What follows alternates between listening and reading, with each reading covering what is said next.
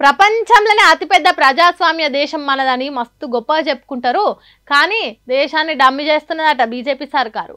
ఈ ముచ్చట నేను మా కెమెరామ్యాన్ అన్ననో చెప్పేది కాదు. దేశ ప్రతిపక్ష పార్టీ లీడర్ రాహుల్ గాంధీ అంటుండు. ఉత్త అనుడే కాదు, ఆధారాలతో సహా ఆటం బాంబు వేల్చిండు.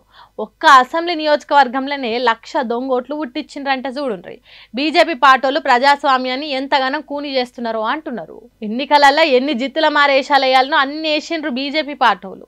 రకరకాల ఎత్తులు వేసి ఆ ఈ ఎలక్షన్లల్లా జనాన్ని తప్పుదోవ పట్టించి ఇన్నేళ్ళు బతికిండ్రు.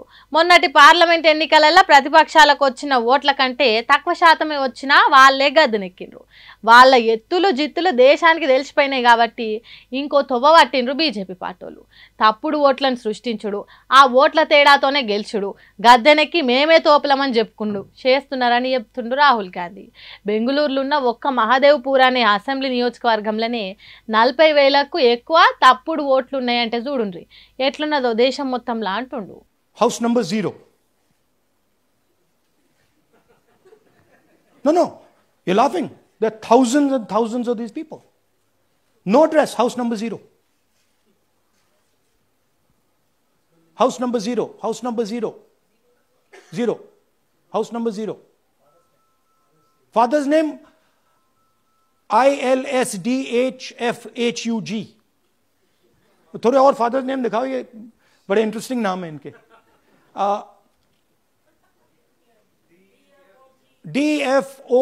DFOIGOIDF father's name. नहीं, आप हंस रहे हो भैया, पूरा सिस्टम उड़ा दिया है, चोरी हो रही है. చూసిండ్రా ఎట్లున్నాయో ఓటర్ల పేర్లు, అర్థం పర్థం లేని ఇంగ్లీష్ అక్షరాలు, ఓటర్ల పేర్లు, వాళ్ళ తండ్రుల పేర్లు, ఇంటి నంబర్లు 0 అని ఉండు. ఎంత మోసం జరుగుతున్నా చూడుండ్రి బాబు అన్నట్టు చెప్తుండు. వ్యవస్థ మొత్తం అవస్థల పాలై అవస్థల మీద దేశాన్ని నడుపుతుర్రు అని చెప్తుండు. అది బీజేపీ పార్టీల నీతి.